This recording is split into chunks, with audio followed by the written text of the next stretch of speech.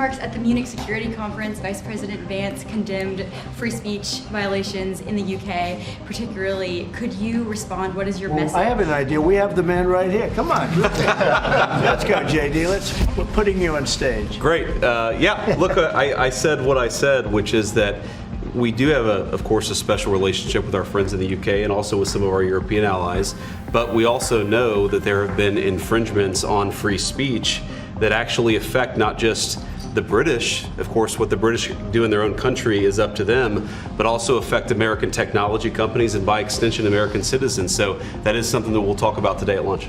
We've had free speech for a very, very long time in the United Kingdom, and it will last for a very, very long time. Well, no, I mean, certainly we wouldn't want to reach across US citizens, and we don't, and that's absolutely right. But in relation to free speech in the UK, I'm very proud of our history there.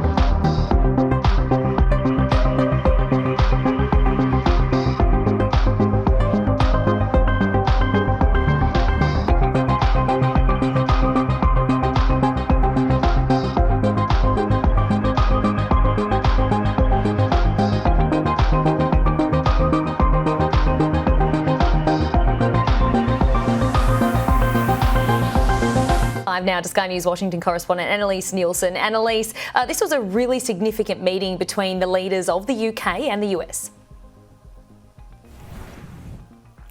It was, and I just wanted to continue on from what Trudy was saying there, and I think she's quite right in saying that it is a very intense environment in the Oval Office when they're taking questions. And don't forget, this is a very new environment to have a president back who takes so many questions in the Oval Office. And it really does seem like he was simply having trouble hearing what was said when he was asked about AUKUS. And I also want to put this in context of the fact that this is, as you said, absolutely a significant meeting. They were there to talk about support for Ukraine. They were there the day before we're expecting Volodymyr Zelensky, the Ukrainian president, to come sign this critical minerals deal. This was on the table, as well as tariffs, which the UK has had a fraught relationship with the United States when it's come to trade. They're really expecting a lot of pain with these tariffs, and so that was front of mind for both of them.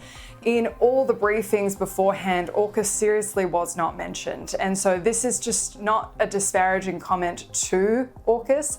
This doesn't qualify as a comment on the importance of AUKUS, but it's just simply what we're dealing with on the day. And so I would caution anyone going too far to say that Donald Trump doesn't know what AUKUS is. Maybe he doesn't, but I don't know that that answer represents what the US side has said about AUKUS. And just the other point to that is there's been a lot of commentary around how the Australians have been approaching these tariffs and negotiating with the US, saying, oh, we're talking to all these people, but at the end of the day, Donald Trump's the only one that makes the decision. So why are we bothering talking to people like Scott Bessent? This is exactly why, because when these decisions are made, the president's attention turns to it at that point in time, and the last person he'll have spoken to will be the best information he has to make that decision. And so this is why the Australians, DFAT, spend so much time lobbying people in and around Donald Trump's orbit in the administration so that they're in the right position to make those representations at the critical moment.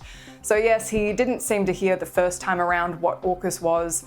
I don't think it would be the time to be panicking about the future of that deal, especially since they just cashed that $500 million check. That does speak volumes in the US money talks. So in saying all that, I just want to also talk about the context of the meeting today, because globally it is hugely influential what happened today. The fact you had Keir Starmer here coming, offering a second state visit to Donald Trump. This is only the first time ever, but it'll be the second time for Donald Trump, but for the first time ever, the British have offered 2 state visits to any world leader, and they made a huge point of that in building this relationship. But the critical focus here was Ukraine and what the US is going to do in that security guarantee for Ukraine. If they sign on to this mineral deal, if they cut a deal with the Russians about sharing up the territory that the Russians invaded, the British were very conciliatory, saying, we know we have to do more, we're going to do more. They were hoping that Donald Trump would give them more, but Donald Trump wasn't giving much away today. You're also right that Europe must step up. And let me tell you now, I see the growing threats we face, and so the UK is all in.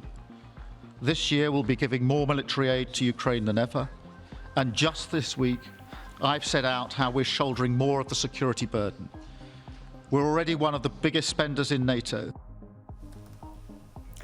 To that critical mineral deal, we've heard a lot about what could be included, whether the US will actually have property rights or just rights to residual income from these rare earth minerals in Ukraine, but we're really not going to know the real facts until this thing is signed off tomorrow. Vladimir Zelensky is on his way to the US, but the language from Donald Trump today was very different. He was prompted a few times to clarify whether he really thought that Vladimir Putin was not a dictator and Vladimir Zelensky was. He certainly walked that back when he was asked about it, and this grab that we're about to play shows you just most succinctly the line that he has now attached himself to. That will be what the argument is for him when he's talking to his MAGA base. But under the breakthrough agreement, very unusual, which everyone said was difficult to get, but it's really very good for Ukraine and very good for us. The American taxpayers will now effectively be reimbursed for the money and hundreds of billions of dollars poured into helping Ukraine defend itself.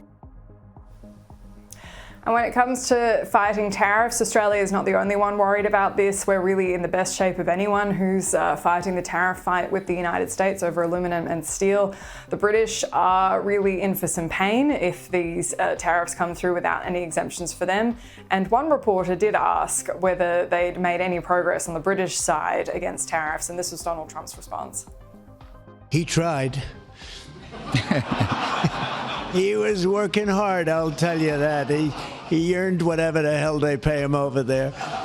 But he tried. I think there's a very good chance that in the case of these 2 great friendly countries, I think we could very well end up with a real trade deal. So another thing to keep in mind during the tariff talks, it's all about, well, what can you do for me? So that seems to be the emphasis that he was making with the British, but also a hint that they might get some exemptions. And surely if they do, Australia is in a pretty good position to have someone cut us some slack as well. Okay, Annalise will have more analysis on this throughout the program as well. Thank you.